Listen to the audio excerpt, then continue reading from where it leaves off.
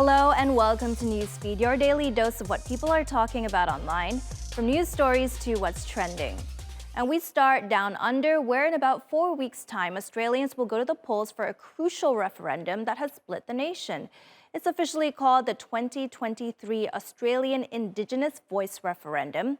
If Aussies vote yes, the constitution will be updated to include the establishment of a body made up of Indigenous Australians to advise on matters that relate to and impact Aboriginal and Torres Strait Islander peoples. Australians are being asked, do you approve this proposed alteration?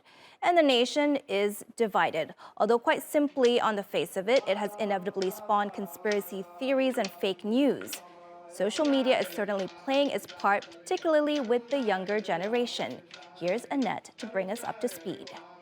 Even before the official campaign for Australia's Indigenous Voice to Parliament began, my laptop was exploding with social media posts for and against the vote. In May, and that's nearly 4 months before a date for the referendum was announced, there were nearly 60,000 tweets about it from around 12,000 separate accounts. Even if some of those accounts were being run from overseas, it's fair to say that Australians were, at the very least, interested. The Australian Electoral Commission, they're the people who actually have to organise the referendum, say the run-up has featured a great deal of abuse and disinformation. With just a few weeks to go, that's still the case. Clever video producers have digitally altered film clips to suggest Prime Minister Albanese is holding the country to ransom. Put your hands up. No. What? I said no. Why not? I don't want to. But I've got a gun. I don't care. Doesn't make any sense. Too bad. No supporters have been accused of launching a campaign based on fear and lies. This leaflet came through my letterbox the other day. But yes, campaigners say many of the claims it makes are spreading lies and misinformation. One claim is that the Voice will give First Nations people rights over your land and property. It won't. And in true Donald Trump style, it's claimed the election will be rigged, with the Electoral Commission either not counting votes or losing them altogether, accidentally. The Commission has even been accused of actively supporting the yes vote. But it says it doesn't tell people how to vote, only that they must vote. And throughout, both sides have been accused of racism. So far, First Nations people have been falsely portrayed in social media as grifters, wife-beaters and primitives, while non-Indigenous Australians are being portrayed as privileged, out of touch and racist. We've got 4 weeks left for voters to decide where the oldest continuous culture on earth fits into a modern Australia.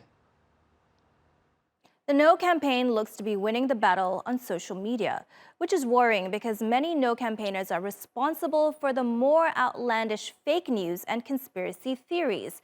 These include falsely saying the Voice will advise on defense, abolish Anzac Day, force Australia to pay reparations, and give Aboriginal people free home loans, cars, and university degrees. And of course, fake news that the vote is bound to be rigged. All nonsense, of course. Freya Leach is one of the most popular TikTokers pushing the no vote. She's influenced many voices to support her campaign, surprisingly including Jacinta Price, Australia's Shadow Minister for Indigenous Affairs.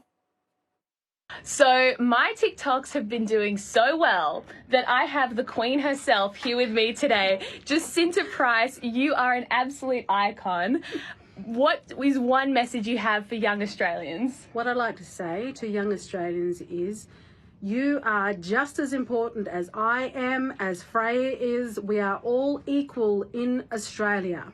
We cannot let this voice get up, because what it is going to do is inject inequality in that it will suggest that I become more important than who you are if you are not Indigenous. And I am not for any kind of racial division, especially if it is constitutionalised. It's wrong. There are many other ways that we can support our most marginalised. As a Shadow Minister for Indigenous Australians, I am working on that. So vote no at this coming referendum. That's right. And thank you, Jacinta, for all the work you're doing. You're inspiring so many of us, especially young Australians. Thank you so much.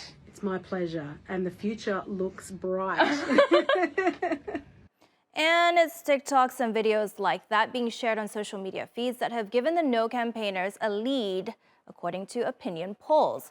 Some say the campaign for constitutionally enshrining a voice to Parliament is facing a near impossible task of pulling off a miracle. It's not that the Yes campaign hasn't used social media and has some youth support.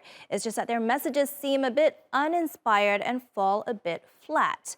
And even with wise words put plain and simple, public opinion doesn't seem convinced. So what's the voice referendum really about? Well, to me, it's about listening.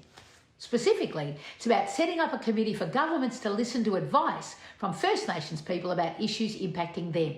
And that's it. And that's good, because governments don't have a great history of listening to advice from First Nations people. And why a referendum? Well, governments have a long history of abolishing First Nations committees that give them advice. Putting it in the Constitution means it can't be abolished. It can be changed, but it can't get taken away. And that's it. That's what this whole thing is about. So why are the no side talking about submarines and tax law and reparations and not enough detail and ticks and crosses? Because it's the only way they can win. They win if we're confused and going down all those little rabbit holes. They know that if they talk to us about the actual referendum question and about whether we should recognise the peoples who cared for this country for 65,000 plus years, but who are behind on every significant measure, they'll lose. They know that if we ask ourselves, should we recognise Indigenous Australians in our Constitution by giving them a voice on issues impacting them, they're going to lose. Simple, really. Heavy fighting in Sudan has seen the destruction of some of the capital's most iconic buildings. Clips posted online show the Greater Nile Petroleum Oil Company Tower engulfed in flames as fighting between the military and a rival paramilitary force enters its 6th month. One of Khartoum's most recognizable landmarks, the 18-story tower, is among the city's tallest buildings. It caught fire on Sunday during the clashes. Tagreed Abdin, the architect who designed the building, said this is truly painful. She posted on X that the landmark building defined Khartoum's skyline and called the destruction senseless. The United Nations says the conflict has killed more than 4,000 people. The UN's Children's Fund has highlighted the cost of inaction, saying that the crisis is threatening the future of 24 million children. To Hollywood, where actor Drew Barrymore has hit the pause button on resuming her daytime talk show amid the ongoing Hollywood strikes. After massive online backlash, she announced that the Drew Barrymore show will air repeats for the foreseeable future. In a post on Instagram, the actor apologized for her actions, saying the show will be on hold until the strikes are over. She also expressed hope that there will be a resolution for the entire industry very soon. In a now-deleted post on Instagram, Drew Barrymore had said that she had decided to resume her show because so many jobs were on the line. I deeply apologize to writers. I deeply apologize to unions. I deeply apologize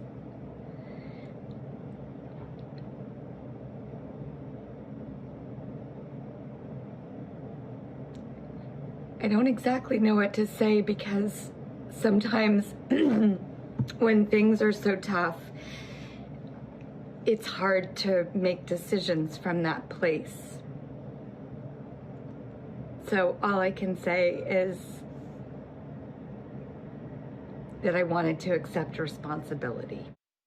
Taping of the Drew Barrymore show resumed on September 11th. A day later, the National Book Foundation dropped Barrymore as the host of the National Book Awards. Hers is not the first show to announce a return during the strikes.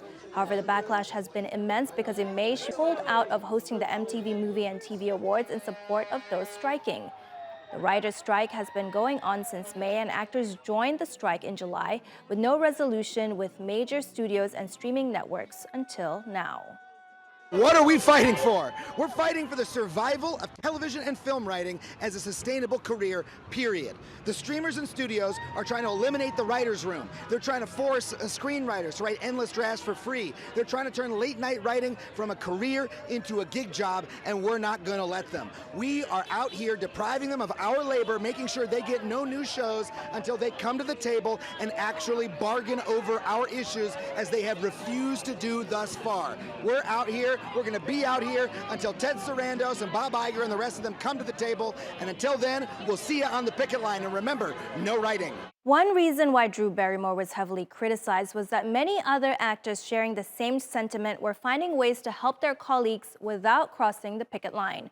The Union Solidarity Coalition, a group of writers and directors founded after the strike, might have found the perfect way to do that. In this now viral eBay auction, the creatives are offering various objects and services to benefit a crew healthcare fund. There are signed items, virtual meetups, and mentorship opportunities. And then there's the good stuff. You can get crossword help from Natasha Lyonne, have a Zoom call with the New Girl cast, or have a song made just for you by the skills behind Bob's Burgers.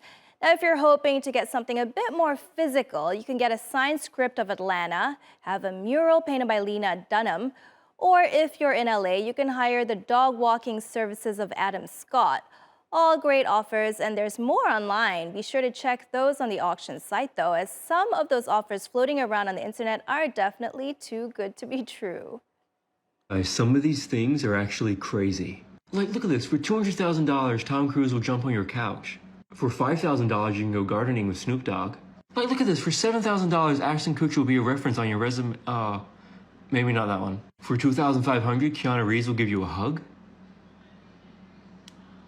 For $5,000, Ellen DeGeneres will call you a slur. Honestly, I thought she'd do that for free. For $3,500, Martha Stewart will cook you dinner. For $2,300, Alan Levine will slide into your DMs. Again, I thought he'd do it for free. For $7,000, you get to carry Joe Jonas around all day so he can finally see above 5'6".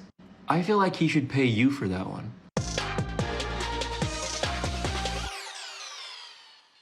All right, on to what's trending. Living in Istanbul, a city famous for its kitties everywhere, I know firsthand that some cats have places to go and serious matters to attend to. Some even have jobs sleeping in, guarding stores and the subway. The situation is not so different on the other side of the world in New York, where one internet-famous cat manages a pet store. Meet Jeremy, the operations manager of City Pups. He has more than 1.2 million followers on TikTok, and the hashtag in his honor has more than 2 million views and counting. Jeremy has a seemingly infinite supply of ties and a healthy amount of attitude, or dare I say, catitude. He was initially hired to take care of the store's rat problem, but quickly rose above the ranks. Wow, look at him managing his staff here. This is Jeremy, the operations manager of our company. Although he's very stern and pushes us to work hard, I like to think that I have a good relationship with him. My coworker Oliver, on the other hand, is constantly at odds with the boss. They're always bickering, they're always arguing, and they even get into it in front of the customers. More often than not, the manager has to keep an eye on Oliver because he fails to work. These are our newest hats.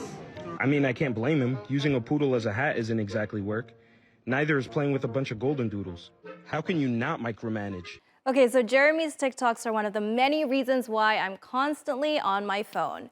I know I'm not the only one who's attached their phone, but for some of us, this attachment is going far beyond normal levels, leading to anxiety and fear when one's phone is out of reach. Nomophobia, short for no mobile phone phobia, is used to describe this exact situation. If you constantly feel the need to check your phone for no reason, avoid social interaction to check your phone, and feel uneasy when you think of losing your phone or when your battery dies, you may be suffering from nomophobia. Getting rid of this addiction is simple, but definitely easier said than done. Try to restrict your screen time and avoid distractions by muting notifications. And that's our show. Find our latest stuff on YouTube and do subscribe to our channel. See you soon.